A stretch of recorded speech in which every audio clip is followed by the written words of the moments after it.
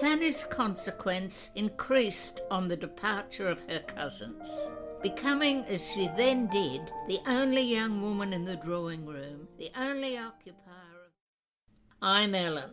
And I'm Harriet, and this is Reading Jane Austen. This week we're looking at chapters 22 to 25 of Mansfield Park. And as has happened in the past, today we're joined by my partner Michael, who'll be talking about the Navy. Hello. But let's start with 100-word summaries. Well, I'll go first because mine is actually incredibly bland. Normally I try to get in bits and pieces of detail, but this time I've just gone for a completely bald overview. I found the same thing. I found it fitted into 100 words, no problem. Yes, unusually I didn't have to cut anything. Yes, same here. So, in the absence of other company, Fanny and Mary become friends, and Fanny and Edmund are invited to the parsonage for dinner. Henry, who has returned briefly, decides he will stay longer and try to make Fanny fall in love with him. Mary protests, but not very much. William arrives for a visit, which delights Fanny. There's a larger dinner at the parsonage where some people play whist and others speculation. During both parsonage dinners, there is talk of Thornton Lacey, the living Edmund will be taking up. Oh no, well I haven't even got as much detail as you have in it. Fanny, with Edmund's encouragement, begins visiting Mary Crawford regularly. Mary continues to vacillate in her mind over marriage to Edmund, while Edmund's plans for ordination proceed steadily. He and Fanny are invited to dinner at the Grants. Henry arrives unexpectedly and decides to make Fanny fall in love with him, unaware of her revulsion. To Fanny's delight, William Price, back from 7 years at sea, visits Mansfield and is much approved.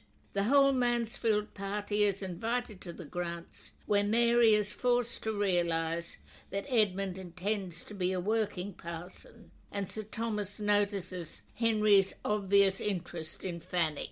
You did get in a lot more detail than mine. No, I didn't. Okay. Anyhow, where I wanted to start is the Fanny and Mary friendship, because that scene in the shrubbery, what Fanny is saying, it's terribly stilted the way she talks, which we've seen before. We've seen twice before. Yeah. We saw her talking about the stars. And quite early on when she was talking about the dear old pony. An article we were sent a copy of called A Subdued Gaiety, the Comedy of Mansfield Park, which is by Pam Perkins. She describes the musings over the pony as stilted exclamatory style and says Jane Austen could write better dialogue than that. The style is unnaturally stiff and affected, particularly given the context in which the speech appears. And that happens again when she's talking about the stars, and again in this scene in the shrubbery with Mary. And I think you said at one stage, but I might have edited it out, the way Fanny talks almost sounds like Mary Bennet. Well, not quite, but what Pam Perkins actually says is really so lovely. I'll just read it out. Yeah. Fanny's idea of light conversation is to muse on the past, present and future of the shrubbery in which they are sitting, then to segue into a lecture on the nature of memory. When she eventually notices that her companion is untouched and inattentive, she does make an attempt to shift the conversation, but can only hit upon another subject for a lecture, the evergreen. Yes. And she goes on, not only is the tone inappropriate to casual conversation, but also, as Mola points out, the thoughts are commonplace. Why is she inflicting this on Mary? Why does she think Mary will be interested in her musings? I've got to say, in some of these bits, my eyes just glaze over when I'm reading them and I can't concentrate. When I started commenting on them, your response was, I don't remember them being like that. I don't think I've ever read them. Yeah. Though one thing with it is, whenever Fanny has talked like this before, it's been with Edmund. Yes. This is the first time we've seen her talk to someone else. And yes, she just doesn't get the kind of conversation Mary wants to have. Because, when Mary joins in, like Fanny, she uses a quote, the bit about the Doge, but it's so much more lightweight and amusing and not heavy and ponderous like Fanny's. I've always thought, and I'm probably influenced by talking of Jane Austen here, that the friendship between Fanny and Mary is really, Fanny doesn't actually care that much about Mary and it's all in Mary's imagination. Well, it does say in the book, an intimacy resulting principally from Miss Crawford's desire of something new, and which had little reality in Fanny's feelings. But I started to think maybe this is the first time Fanny has had someone else she can just talk to. And she's not very good at conversation, which is why it comes out this way. But she is actually perhaps more relaxed and unguarded around Mary Crawford than she is around anyone else except Edmund. I've always thought that Fanny has lived her entire life in a household where nobody listens to her except Edmund occasionally when he remembers to. Yeah. So it's not surprising that she's not very good at it and would embrace the opportunity of having someone listen to what she has to say. I think Edmund does listen to her, but, that's... When he remembers to. No, I don't think when he remembers to. When they're together, he listens to her. So I just think that even though this authorial passage says that Fanny doesn't actually get anything out of this friendship, she does get an opportunity to talk to someone. Yes, and then again, if you step back and you look at her ideas, they're perfectly sensible things for a girl of 17, 18 to be thinking about. I mean, perhaps not in that phraseology, but to think about memory, to think about evergreens. She's still new to life. Yeah. The thing that I felt was coming right through this whole section is the sort of tension between Mary and Edmund about the terms on which they'd get married. I mean, it's always undercurrent. Mary's been hoping that Edmund will pull back from wanting to be a clergyman, and there's no way he will. But Mary keeps on trying to suggest conditions. I mean, there's the part where she pretends to be thinking about Mrs. Rushworth, but really visualising a situation she could handle. Yes. There's the bit later when they're talking about Thornton Lacey, and she keeps having this vision in her head of this nice house and a life she could tolerate it. And then Sir Thomas comes in and says, no, you've got to live there all the time. Yeah. Of course, these are the chapters where we get the bit about absenteeism and how Sir Thomas doesn't approve of it, but there's no need to go into that again because you talked about it last time.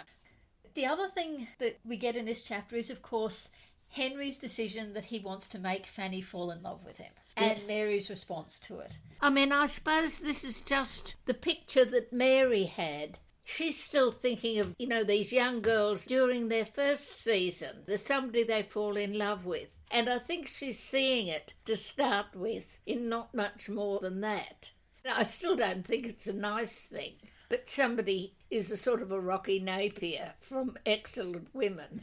Yeah, but see, I reread Excellent Women recently with that in mind, and I do think the difference is Rocky Napier is charming by default, whereas in this scene, Henry is actually saying, and I think this is Henry's vanity speaking, Fanny Price seems to disapprove of me. I am going to deliberately set out to make her fall in love with me. And I think that's not something Rocky Napier does. I don't think he knows she disapproves of him yet. All he provokes from her is a mention of the disapproval of the whole play thing. Yeah. What he has no idea about is how bitterly she disapproves of his pursuit of Maria.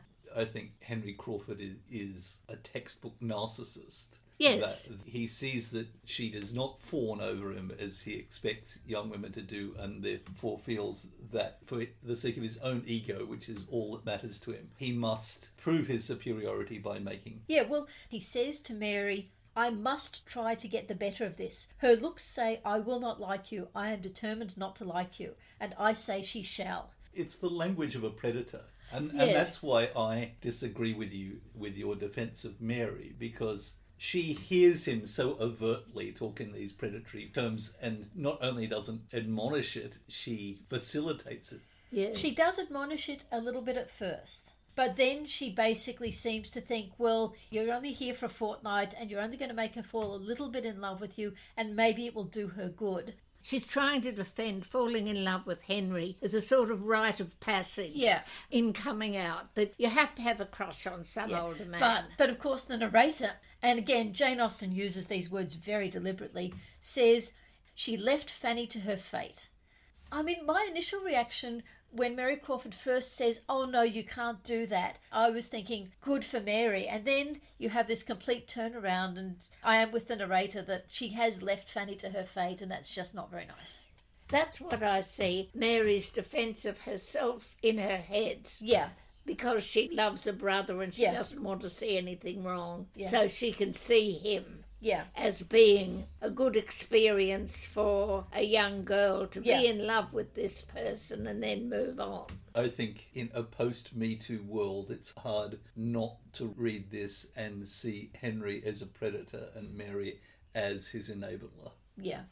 The next thing that happens is William arrives. Yes. And this is something I find quite interesting, that he's so affectionate to Fanny. He comments on her hairstyle. He says he'd like to see her dance. He seems to see a Fanny that is so different from the withdrawn, quiet, self-distrusting Fanny that we and everyone else have seen. It makes me wonder, what are her letters to him like? Is she somehow finding amusing things to tell him in the letters? And what it makes me think of, in Mary Grant Bruce's book Back to Billabong, where Tommy has been writing letters to her brother about all the amusing things, and he has been reading the letters out to the other soldiers and amusing them all, and then when he comes home he realises how badly treated she's been by her aunt. And I can't see Fanny writing amusing letters, but she must have been writing something to continue this genuine affection William has for her. If she's writing letters like the way she's talking to Mary, I don't think William would have been so desperately keen to come and see her at Mansfield.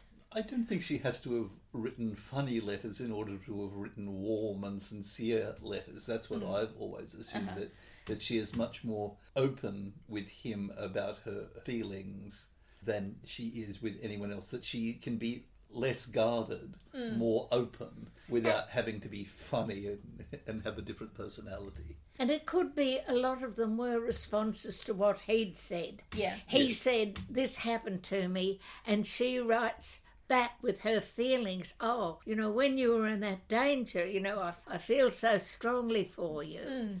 And not really talking much about Mansfield at all, but basically responding to William. William is giving his life and she's reflecting it back. Also, he remembers her before she goes into the panopticon that is the Bertram household. Because, of course, we get that lovely brief snippet of their childhood where he talks about them both dancing to the organ grinder. Actually, I think that responding to him could well be what she was doing.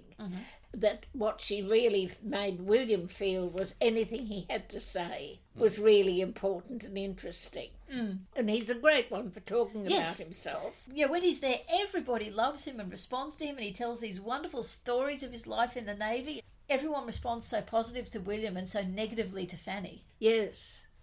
One of the things I think we should comment on is the actual tour de force of chapter 25. I just think that is the most fantastic set piece of the dinner party at the Grants, and it reads in one way as a simple narrative of what happened, and yet manages to make us aware of what so many of the characters are thinking.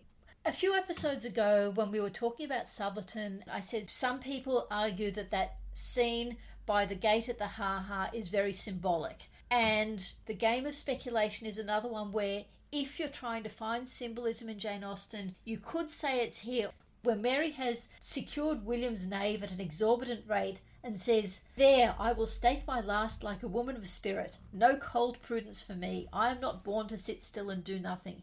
If I lose the game, it shall not be from not striving for it."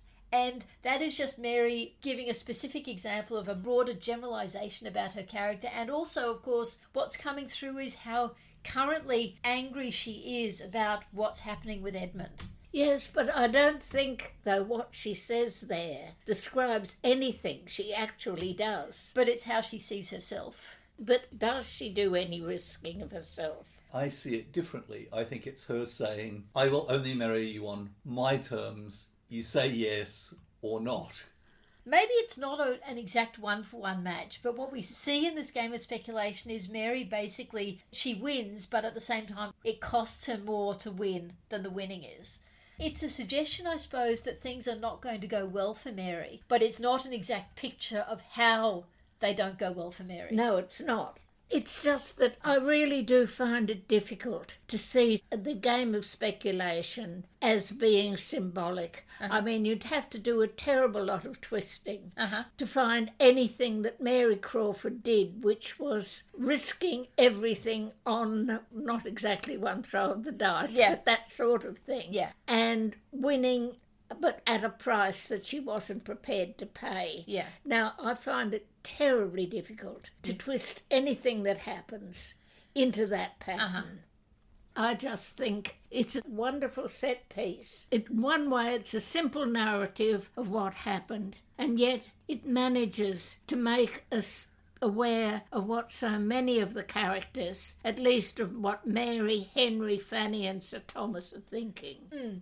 Now, if, for example, we get Fanny's total dislike, distrust, rejection of Henry Crawford as being there, that is there. We get Henry's attempts to make Fanny fall in love with him by his teaching her the rules, and also, of course, his... And again, it's so funny, his management of Lady Bertram by not letting her see her cards. But also Mary having to hear what's going on about Thornton Lacey, and we're hardly told, but we know enough of Mary's feelings. Yeah. Also, by the end, we get Sir Thomas noticing that Henry is paying attention to Fanny.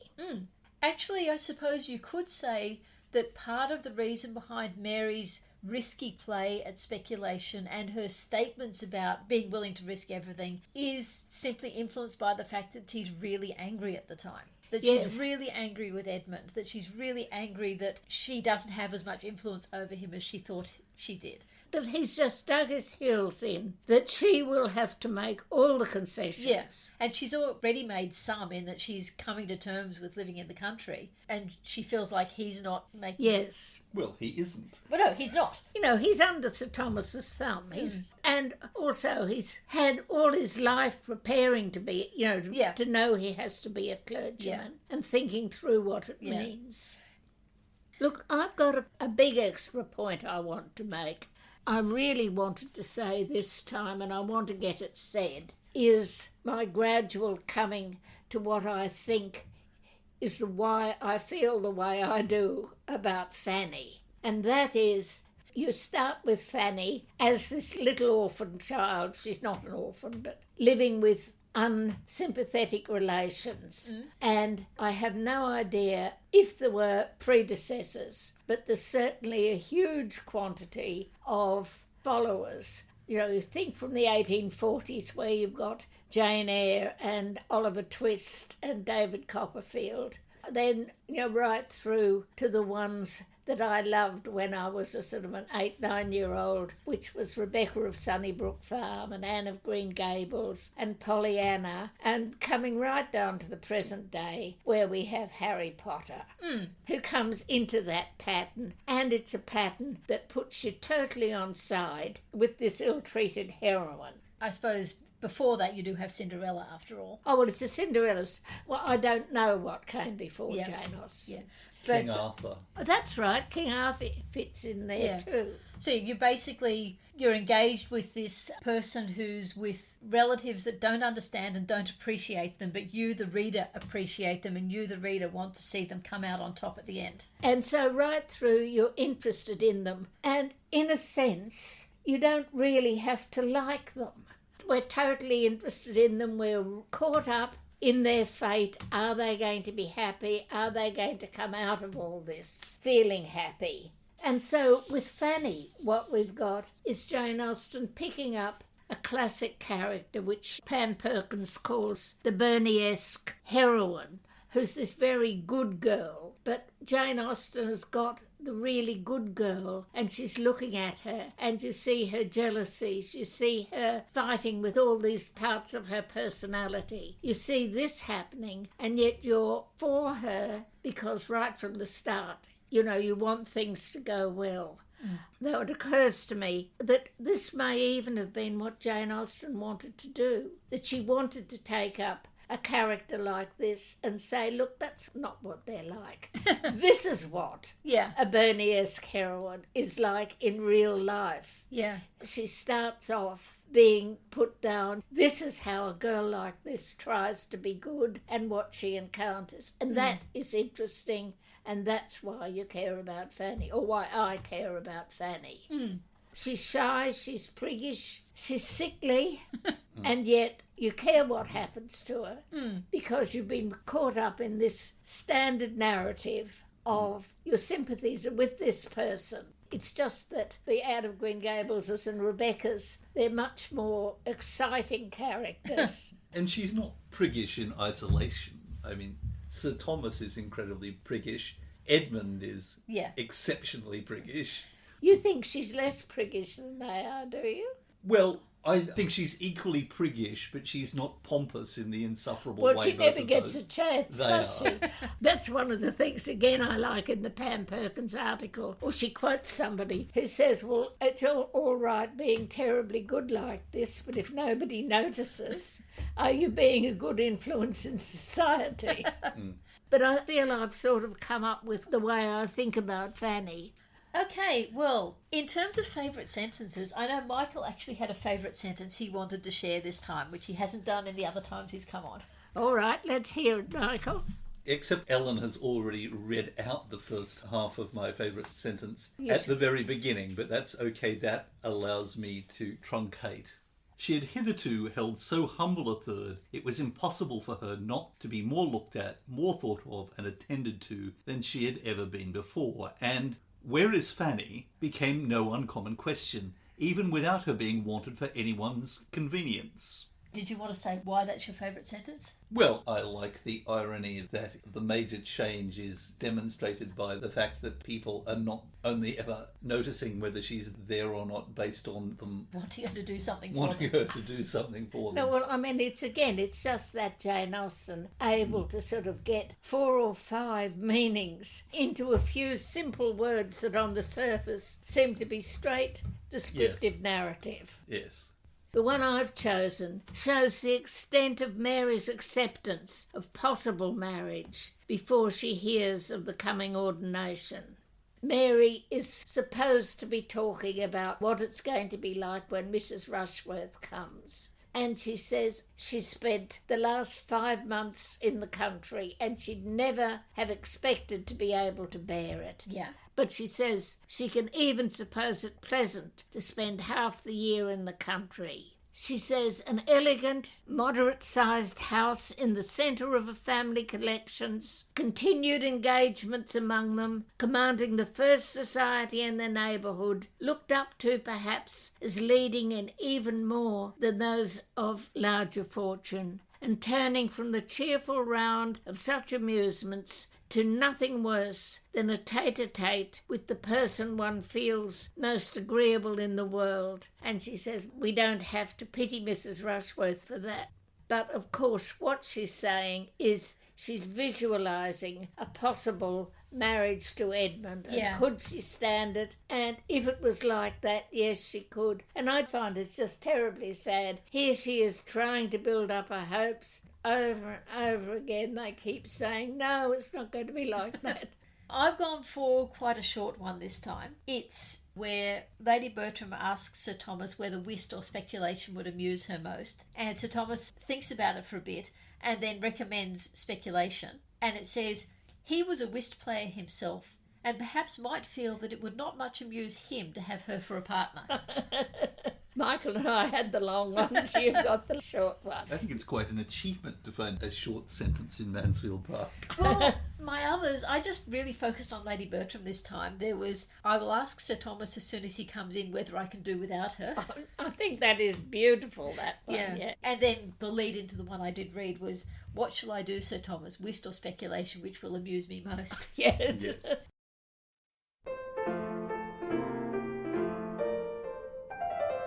For this episode, the characters we're talking about are Dr. and Mrs. Grant. Actually, I'd like to fill in a bit of what I see as the backstory of Dr. Grant. The fact that he is Dr. Grant would suggest to the book's first readers that he had stayed on at his college at whatever university he'd been to, probably as a fellow of the college, or that is, a salaried teaching member of its staff. and at the same time gained a second degree, almost certainly, I think, in theology. Off the top of my head, is there any other clergyman in Jane Austen who's a doctor? Only the one that Anne Steele is in. Oh, yes, Dr. Davies, who's not appearing in the book. Yes. But what happened between getting his degree and turning up as a married man at Mansfield? You think, don't you, he wasn't newly married when They don't feel newly married to me. They feel like they've been married a while. She is so accustomed to dealing with his quirks, shall we say. Well, something must have happened between him being a fellow and turning up at Mansfield, because fellows were not allowed to marry. Uh-huh. But it made it perfectly easy for the fellows in these colleges, because all the colleges owned the presentation of livings all around the countryside, and every time one of the clergy in these livings died, it became available to the fellows. So what would have seemed the explanation of this marriage earlier is that Dr. Grant took one of the livings when it was his turn, and that would have put him in a position to marry a nice domesticated lady who knew how to make him comfortable, like Mrs. Grant. But I think whereas Mary said clergymen never try for anything, they're not ambitious, we don't see that with Dr. Grant at all. I think with Dr. Grant we see somebody who really is quite ambitious. I think we have to see him as somebody who was still working as a scholar, who was still making contributions to theological debates or to controversies about church politics, in the expectation that this would move him up the hierarchy of church officers. You know, when Mrs. Grant talks about going to London, she says somebody would have to commend Dr. Grant to the Deanery of Westminster, that is Westminster Abbey, or St. Paul's, that's St. Paul's Cathedral. And so what this shows is that their eyes are set on promotion through the organisation of cathedrals, which Harriet and I know a little bit about because we read Henrietta's House by Elizabeth Goodge when we were very young. And that told you all about the people who live in a cathedral close, particularly the canons, the deans and the archdeacon. But here, as everywhere in Jane Austen's England, getting on in the church depended on interest. And he had patrons and supporters who he hoped would use their interest on his behalf. Because we get told right at the end, Dr. Grant, through an interest on which he had almost ceased to form hopes, succeeded to a stall in Westminster.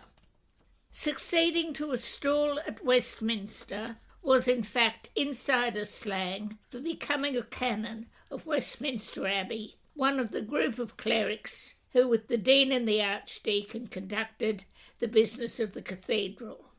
What must have happened was a canon must have died, and when it came to electing a new one, someone whose influence in the chapter was strong must have campaigned hard for Dr. Grant's election, which suggests he must have been doing a little bit more than eating and giving the occasional sermon while at Mansfield. But of course, the other thing we get continually about Dr. Grant is food.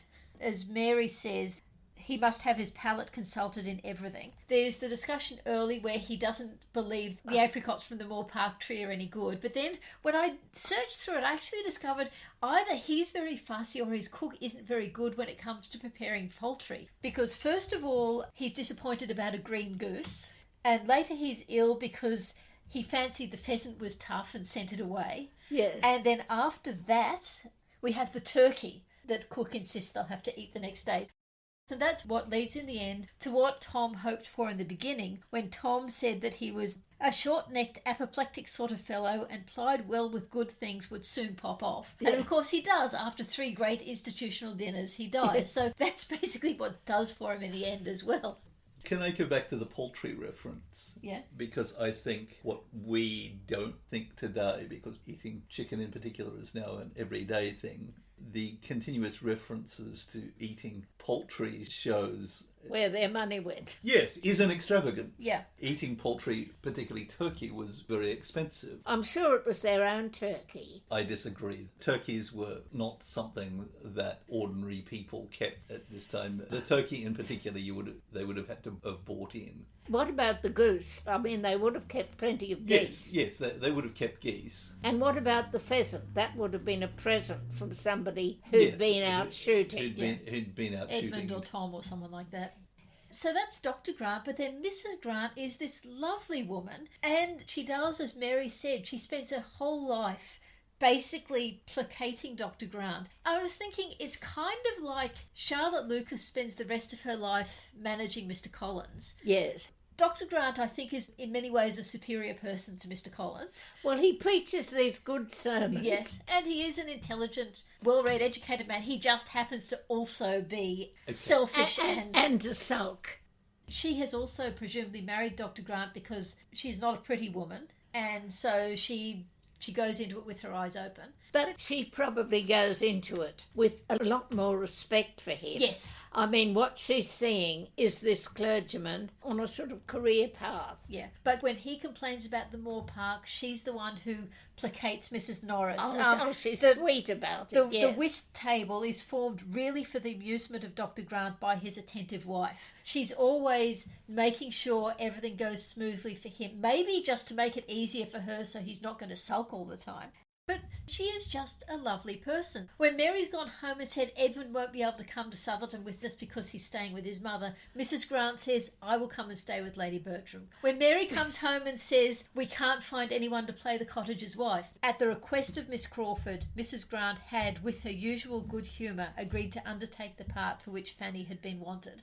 And then, of course, in all the complaints that happen about the play, one of them is that she spoils everything by laughing, which again just shows her as being a good-humoured... I suppose all of that, absolutely I agree with. But I also get this feeling that Mrs. Grant, she's having a nice time. She's got all these interests. She's got this reasonable income to play with. She's taken over this parsonage with a sort of fairly neglected garden, which she's built up into this lovely shrubbery. Yeah, it's a shame she doesn't have children, because she'd probably be a lovely mother. Yes. But yeah, and then it says later that her pleasant manners and cheerful conformity made her always valuable amongst the young people. So she's popular, but the other plus she has is she sometimes, I think, maybe convinces herself to see things a certain way when it comes to Mary and Henry, but she absolutely is appalled at any concept that Maria might be flirting with Henry. When she says, I rather wonder Julia is not in love with Henry, and Mary says, I dare say she is. I imagine both sisters are. And her response is, both. No, that must not be. Do not give him a hint of it. Think of Mr. Rushworth. And then there's that lovely bit that comes afterwards when she says they'll send him away, though he is Henry. Yeah, she says, if you have such a suspicion, something must be done, and as soon as the play is over, we will talk to him seriously and make him know his own mind. And if he means nothing, we will send him off, though he is Henry, for a time. I think that is just such a lovely feeling behind that response. Yeah. She indulges Henry, but not to the excessive extent that Mary does. Yes, absolutely. And she does say that if he's doing the wrong thing, we must send him away. Yes. But she is somewhat willfully blind. Yes. Yeah. But then, of course, the other thing going for both the Grants is that Mrs. Norris hates them. Yes. And that's got to be a plus for anybody. Yeah. And it says that they had their faults and Mrs. Norris soon found them out. Basically, Mrs. Norris just talks about how much butter and eggs are regularly consumed. And, and then there's the argument about the Moor Park. And there's when the Grants invites Edmund and Fanny to dinner. And Mrs. Norris says, I hope you will have a very agreeable day and find it delightful. But I must observe that 5 is the very awkwardest of all possible numbers to sit down to table. And I cannot but be surprised that such an elegant lady as Mrs. Grant should not contrive better. As I said, the fact that Mrs. Norris hates them is a definite plus for them. It's really funny, the way he keeps on teasing Mrs. Norris. He tries to needle her, like saying that about the Moore Park. I'm not convinced that's active needling. I think it's just he's one of those somewhat oblivious people. People who fact checks her, regardless of how diplomatic it is. That he says, oh no, it's definitely not a Moore Park. Yes.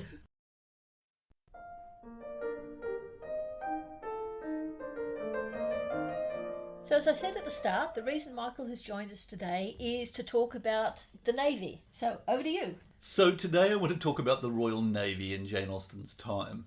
More specifically, I want to provide some background on what a midshipman was, how one passed for a lieutenant, and the central role of interest, the system of patronage that was a central part of career advancement in the Royal Navy at the time. Later in this series, I'll come back to talk about the Royal Marines, which were, and indeed still are, a separate branch of the military.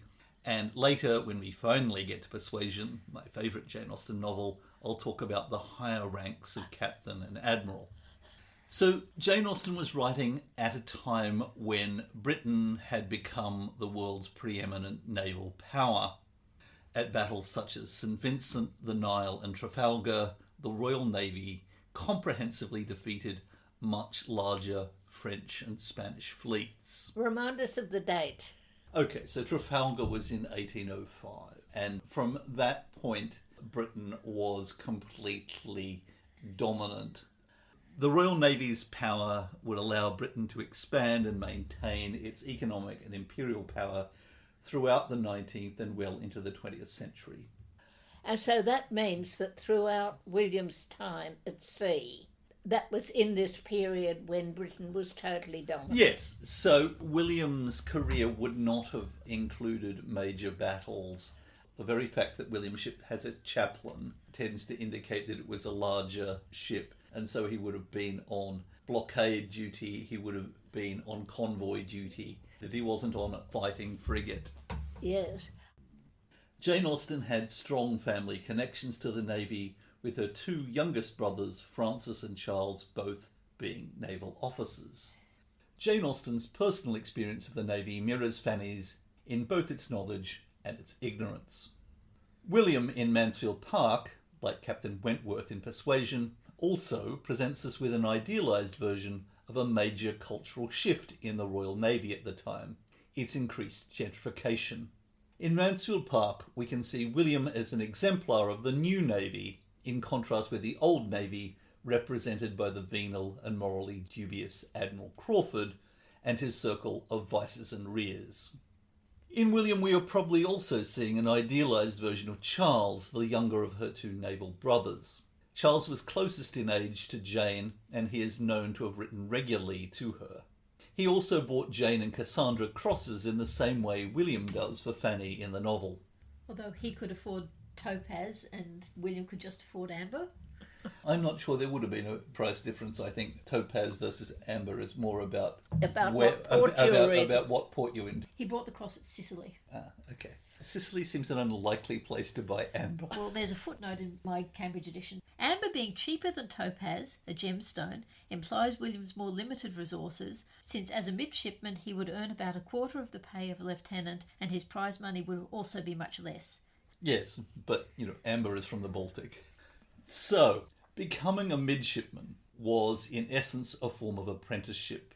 There are actually two ways of becoming a midshipman. The new way was to become a cadet at the Royal Naval Academy at Portsmouth, which is what Jane Austen's brothers did.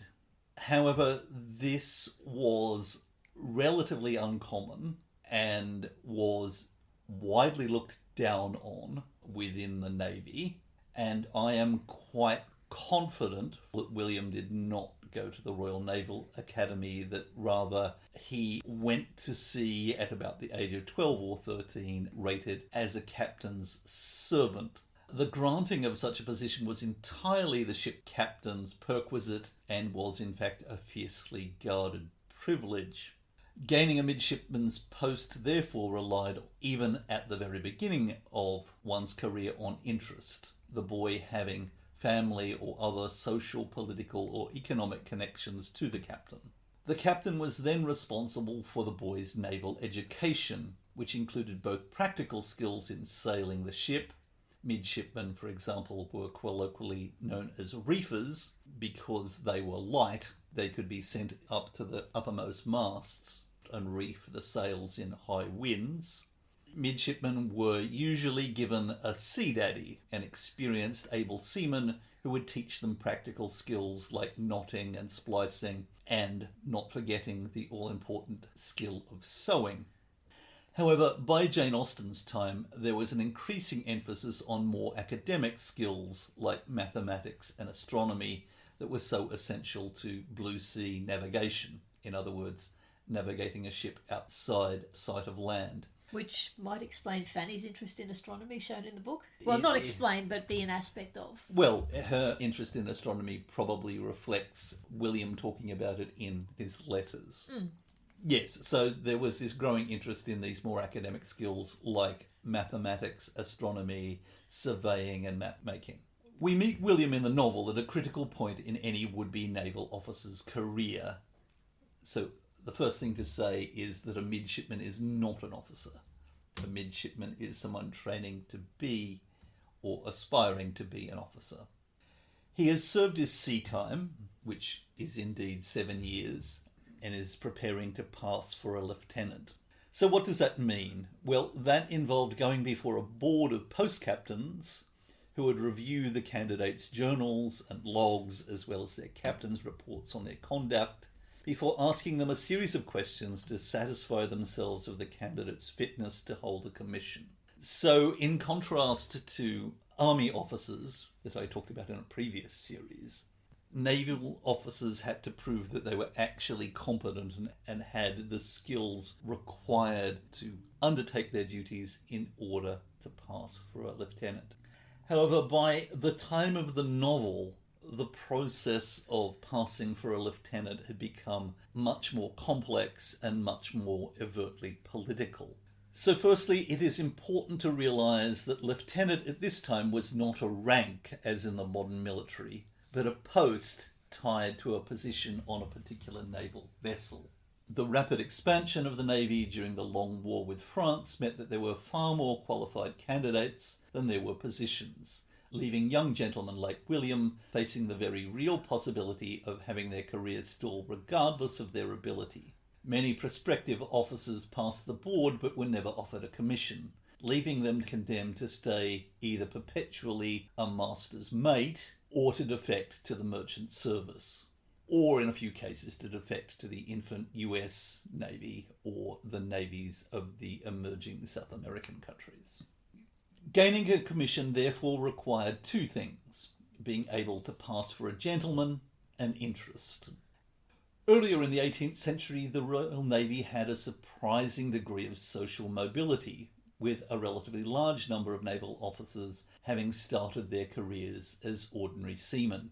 Captain Cook is a famous example of this, or at least famous if you are Australian or from New Zealand. However, as the power and prestige of the Royal Navy rose, its officer corps became increasingly seen as a desirable career for younger sons of the gentry. Of course, that was also something we saw in the last episode with the clergy, where becoming a clergyman became a much more desirable occupation when the income levels went up. Yes. The Navy was seen as having many advantages over the Army. The Navy did not require officers to purchase their commissions, and the prize money system, which was essentially government-sanctioned piracy, meant that the most successful naval officers could become rich. Whilst, unsurprisingly, Jane Austen regards this gentrification as a positive change, its impact on the Navy was both positive and negative, and that has divided opinion both at the time and amongst historians today. I should say that in discussing this, I want to acknowledge the work of two authors in particular, Brian Southam, who wrote Jane Austen and the Navy, and Samantha Cavell, an academic whose master's and PhD thesis both focus on Royal Navy midshipmen in the Napoleonic period. I'll have Harriet provide details of their work in the show notes. Yep, will do. So it has long been argued that this gentrification led to a greater distance between officers and men, leading to a weaker social bond and more discipline problems up to and including mutiny. This was also felt particularly to be the case with Royal Naval Academy graduates like Jane Austen's brothers. In fact, the reputation of her brothers, outside of Jane Austen hagiographic literature, rather supports this. Frances in particular was known as a cold and distant commander, and both of her brothers also had a reputation as what was known as blue light officers, overly religious officers who were overzealous in policing their men's morals and, for example, holding compulsory Anglican services for all ranks, regardless of whether they were Anglican or not. And it should be said that in the Royal Navy at the time, Anglicans were probably a minority, given where the Navy recruited from. Quite a lot of them were probably nonconformists or Catholic. Mm-hmm. This, unsurprisingly, did not win them many friends in the lower decks. However, Cavill's findings suggest that the issue was more complex than this truism. Whatever their background, naval officers still needed to demonstrate their competence, and after all, captains from lower class backgrounds could still be harsh disciplinarians. Anyone who's looked at Captain Cook's papers held by the State Library of New South Wales will know this, as Cook was a very brutal disciplinarian who flogged enthusiastically.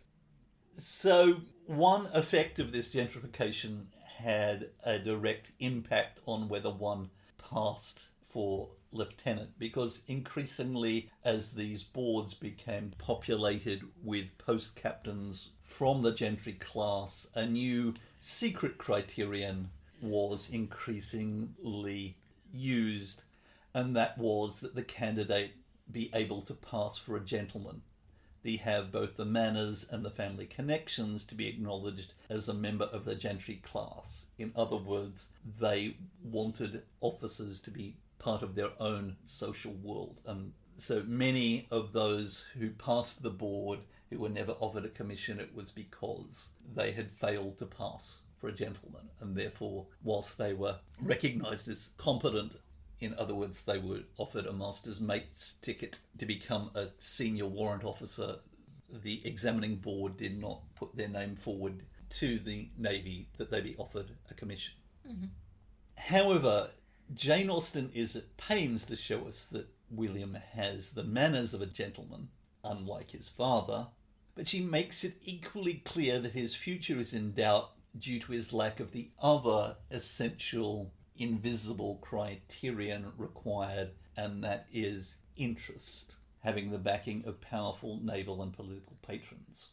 So whilst naval captains did enjoy considerable privilege in terms of choosing their junior officers, and the reader might therefore reasonably ask, well, why doesn't Captain Marshall, who according to the novel was so favourably disposed to William, why wouldn't he offer him a lieutenancy on his ship? Well, the answer is simply, however well disposed he might be, we need to recognise that William would be one of many former midshipmen that he'd had under his command, and would be competing with them as well as the relatives of senior officers, political and family connections, who were also seeking positions for themselves or their sons or nephews on his quarterdeck. It is in this context that we need to appreciate the enormous significance of Henry Crawford's intervention and the burden of obligation it imposes on William, on their whole family, and of course on Fanny. And also shows how interconnected interest had become. So I thought I would read the relevant passage. The first was from the Admiral to inform his nephew in a few words of his having succeeded in the object he had undertaken, the promotion of young Price, and enclosing two more, one from the Secretary of the First Lord to a friend whom the Admiral had set to work in the business, the other from that friend to himself, by which it appeared that his lordship had the very great happiness of attending to the recommendation of Sir Charles, that Sir Charles was much delighted in having such an opportunity of proving his regard for Admiral Crawford, and that the circumstances of Mr. William Price's commission as second lieutenant of Her Majesty's sloop Thrush being made out was spreading general joy through a wide circle of great people. I really like that description, yes. So as the passage shows, gaining a posting increasingly depended on having senior naval and political connections. It is also, however, worth noting that in getting William posted to a sloop, they have done literally the least they could do, making him the most junior commissioned officer on the smallest type of rated vessel in the Navy that would have a lieutenant as part of its crew. Incidentally, I should point out that the title of second lieutenant is not a rank, as in the modern US Navy, for example. Lieutenants were given a number in order of seniority on the vessel to which their commission was attached. So, for example, at Trafalgar, Victory had 8 commissioned lieutenants on board, not counting the executive officer, who also held the rank of lieutenant. However, the 8th lieutenant of Victory very definitely outranked a second lieutenant on a sloop. The importance of interest was something that Jane Austen would have been very aware of. Southam's book includes letters from her father exhorting her brothers to do everything in their power to win the favour of their Naval Academy tutors and of their captains in order that their interest could potentially benefit their career. He also describes how their father actively sought out and petitioned the interest of various family connections with naval associations to promote his sons' careers. So the discussions of interest in the novel would have been echoes of discussions that Jane Austen would have heard herself under her own roof quite regularly.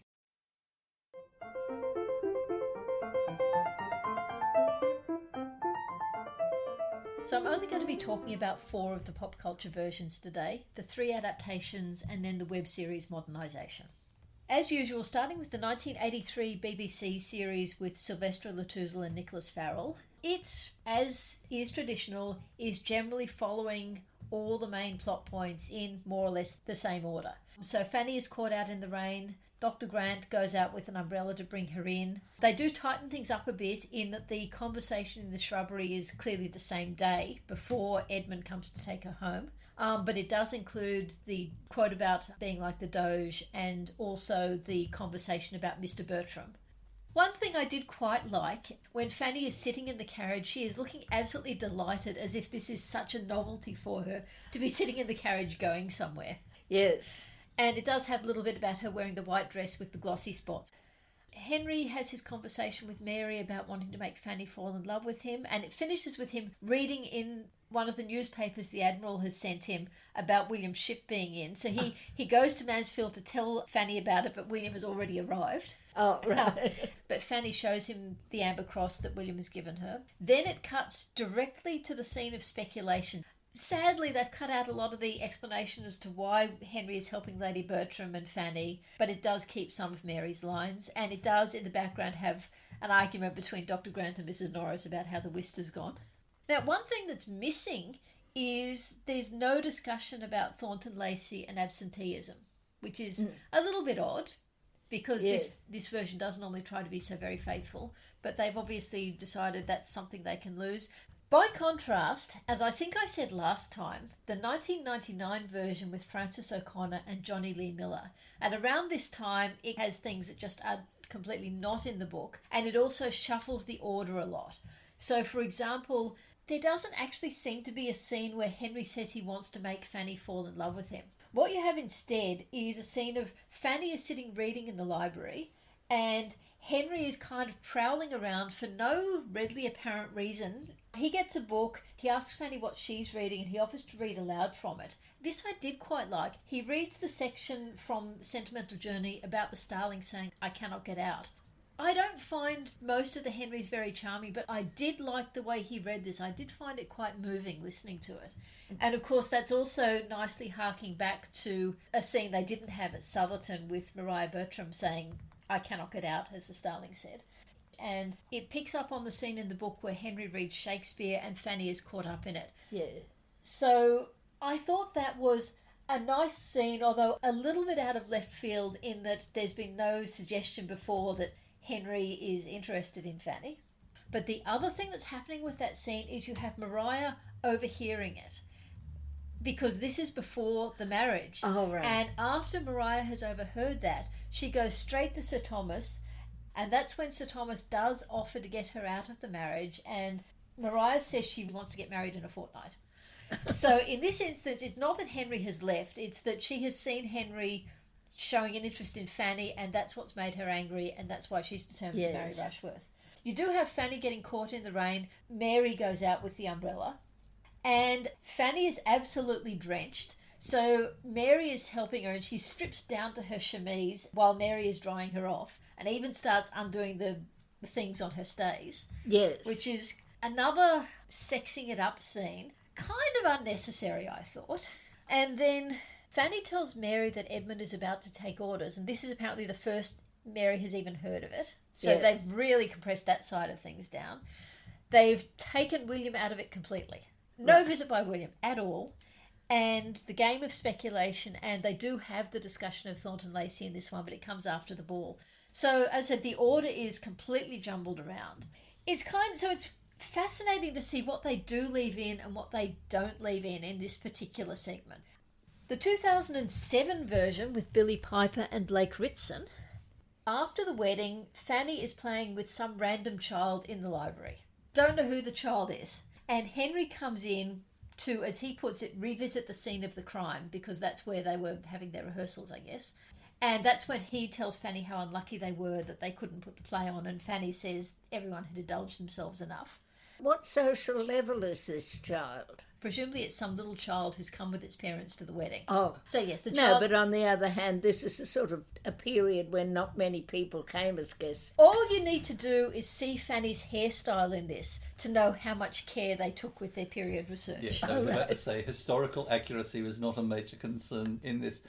So, and then still the same day as the wedding, Henry and Mary are walking back to the parsonage. That's when he says he wants to make Fanny fall in love with him. This one doesn't have any scene of Fanny in the rain. All you see is Mary playing her harp for Edmund and Henry talking to Fanny in the grounds. But then William arrives. He's in uniform, which of course is explicitly stated in the book not to be the case because he's not allowed to. And you see William giving her the amber cross. And there is a nice scene of William telling stories at dinner and using the salt shaker and the cutlery to demonstrate the naval movements. But yeah, no speculation scene or anything like that.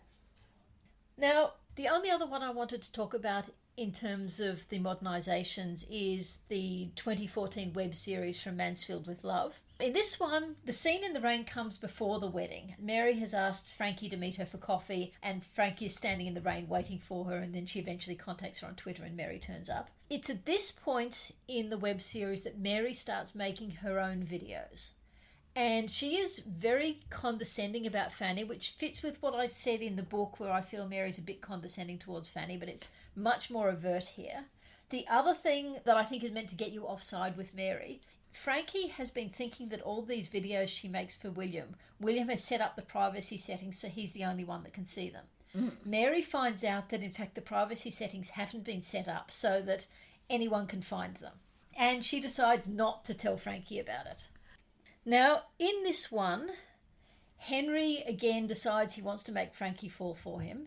They do actually start to build up a friendship, but she still doesn't trust him. She actually explicitly says she doesn't want to be part of the full set of Mansfield girls that Henry has made fall for him, but she has enjoyed the time she spent talking with him. Yes. But then suddenly Henry tells Mary, I'm going to New York because I can't stop thinking about Frankie and this isn't good, so I'm going away, goodbye. William turns up, which is fun, but they kind of rationalise a bit that I'm still going to keep doing the videos even though William's here and he's in them because it's still nice to look back on and it's got into a routine of doing them. Yes. There's nothing about him not being promoted. Well, the structure of the modern military means that it's... Yeah, it's not something you can adapt. Yes. And that's basically what I had to say about the pop culture versions this week.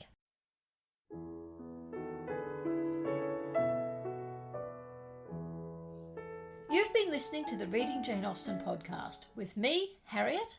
Me, Michael. And me, Ellen. In our next episode, we'll be looking at chapters 26 to 30 of Mansfield Park. The structure of this podcast was inspired by Harry Potter and the Sacred Text. Our music is Creative Commons performances of pieces Jane Austen might have listened to. You can find us on Facebook at Reading Jane Austen and our website readingjaneausten.com. You can email us at readingjaneausten.com or rate and review us in your podcast app. We hope you'll join us next time.